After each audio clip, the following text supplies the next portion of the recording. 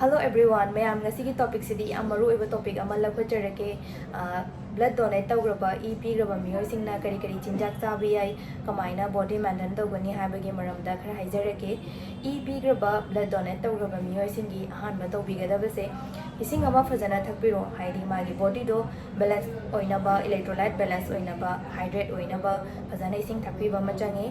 mathangda khoigi beetroot kumba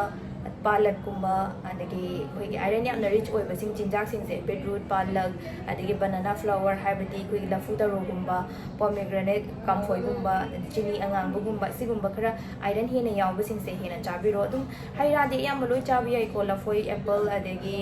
पुंगडोन अदुगा same के कोमला लोयना दुम मतम मतम की सीजन सिंगसे लोयना चाबि आई अदुगा अखोगी मैतै की ओइना याम कन्ना हानदगी चटनरगा लेरंबा कोई ई पीरुरगदी ngaprum chagani हाइदि चारगनी हाना फै हाबदो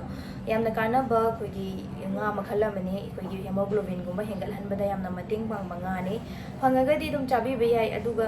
ई पिरुरे हारगा ngaprum चादा यादे हाबदे लेते आइगी नोमगी युमदा फंगजरिबा चिंजाक सिंदो अदुम इंक्लूड तौर अदुम चाबा याय nga yen yerum sing अदुम चाबा याय अदगी अइना हुजे हाइजरिबा असंगबा मना मसिंग सिंदो मतम मतंगी फंगबा सिंदो इंक्लूड तौबिरो सिजेमा तौबा यारे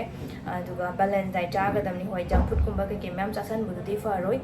सिजे सुमाइना तौबिगदमनी ई ब्लड डोनेट तौरे हायरगा हेक्ता मा आइदो ई पिथोरबनी ना फतबा के चिंजा हाउबा का थाउ मैम अदगी मपान लगी होटल बेकरी के मैम चासलगदी हेना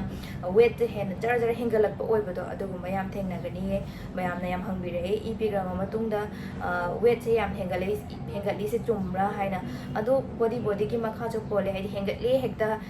चुम्मे हाबा नतेबको हाइदि अइना चागदोरिबा अदगी बैलेंस तौगदोरिबा पोतुगी मखा पोले हानदगी याम कन्ना ओवरवेट ओइरगा लेजरंबा अदुगा चाबा थकपुदो नियम नाजल्लबा अदु ओइरगदी वेट हेन हेंगलकपा अदुमाइन ओइबसु याय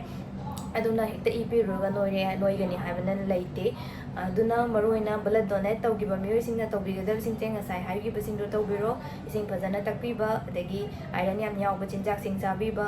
अदुगा खोइगे हाइरा सिंग याम तोइना चाबियो फ्रूट जूस कुंबा फ्रूट जूस हाइरा चिनी यावरगा सेमबदो नतबा युमदा दुम ग्राइंड तौरा सेमजबा पालक का बीटरूट का जिमा याम थुन हेमोग्लोबिन हेंगतपदा याम मतेंग पांगबा ई खोइगे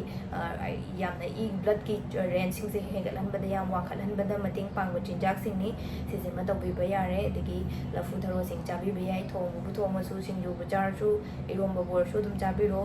काफोइगुम चाबी याई एनी मतम की हाई फंगिबा सिंग चाबिरो इसिंग फजना थकबिरो सुमाइना मेंटेन तौबियो मैम लोइसलकपदा कोई हेन एफोर्ड तौबा ngamba हाइदि लेरबा ngamjaragadi almond gumba walnut adagi kismis date sugum sodum kanai chabada dum hapjan biba yai koi gi nuts gumba seed gumba sing yam kanai marine maru gumba adagi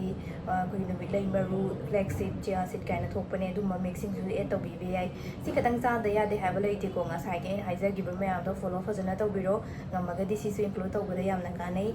eb gi ba mi hoi sing gi oina blood donate to gi ba sing da dum cha ba yai hari ba mayam sa mantan fazana dum to biro dum si yai yum da tawjaba sing ju ka chu kai di mayam sai solution jarage mathang da kana ba topic adum puraga lakjage mayam na ki video yeng biba adagi follow fazana to birapa subscribe to birapa haninga leitana thaga chari mayam na ki video simple like share subscribe to biramo na si this final solution jarage